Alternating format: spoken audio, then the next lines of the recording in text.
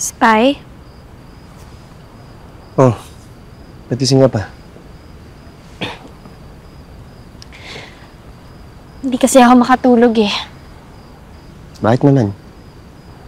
Actually, may sasabihin sana ako sa'yo, pero... Sino yung babae sa phone mo?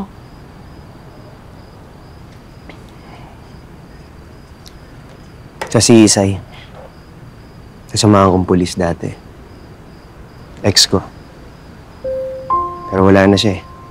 May hinahabol kami noon na isang hitman. Hitman ni Mr. Chu. Siya yung pumatay dun sa kalaban nila sa kaso. Babarilin nila ako noon eh. Pero sinalo ni Isay. Niligtas na yung buhay ko. Kaya pagbabayaran nila yung ginawa nila kay Isay, sa pinakamamahal kong babae, hindi ako titigil at hindi ko siya naipag-iigante o nabibigyan ng hustisya. Mangyayari lang yun kung magiging ligtas ka.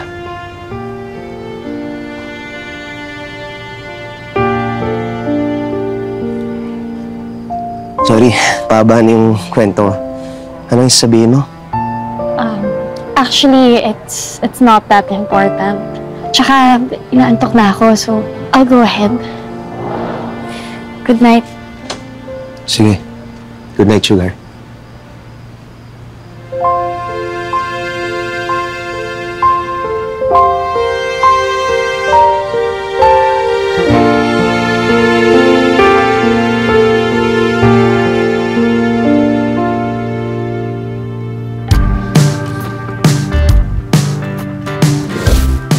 Sugar, good morning. Sugar, good morning.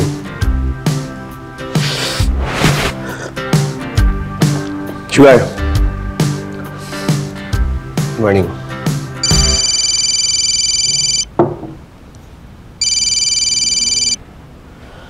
Sir, napatawag ko kayo. Angeles, I'm so disappointed with you. Bakit mo nagawang makipagrelasyon sa witness? Po? May nakarating sa aking balita na may relasyon daw kayo ni Miss De La Rosa. Totoo ba to, Spy? Anong palokohan to? Alam mo naman ang protocol, di ba? Bawal ang personal relationship sa witness. You should not put your emotions above the mission. Alam mo, dapat yan, Spy. Sir, mali po kayo ng iniisip. Sino po ba nagsabi sa inyo? Si Miss De La Rosa ho ba? Hindi na mahalaga kung kanino nang galing. Spy, effective immediately. You're being removed from your position in the Witness Protection Program. Pack your things. Papadala na kami ng bagong kapalit mo. Teka lang, sir. Sir! Sir! Tumawag sa akin supervisor ko. May nagsabi daw sa kanya na may relasyon tayo. Ikaw ba yun? What? Why would I say that? Tsaka paano ko naman gagawin yun? Nandito lang naman ako. Malay ko sa'yo. Baka kinuha mo ulit yung phone mo, nagtumawag ka sa kanya, tapos in-stories mo. See? Teka, hindi ako naglagay ng phone ko dyan. Hindi ko nga alam na nandyan yung phone ko eh. Bang klase ka rin eh, no? Nahuli ka na, nagmamagmaang ka pa.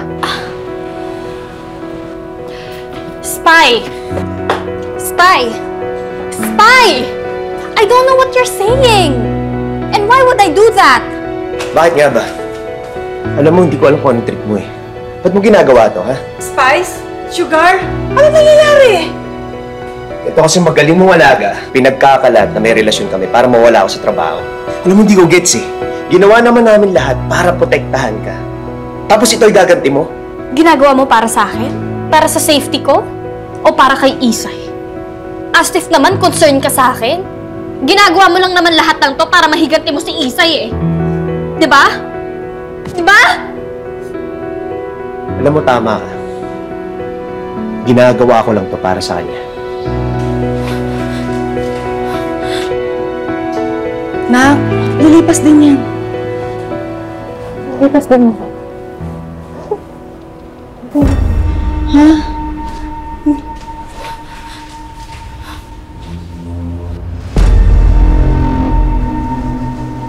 Yes, boss.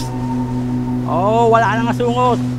Wala nang witness na makaka-attend sa hearing nyo next week. Walang problema, boss. Dahil deads na sa akin to ngayon.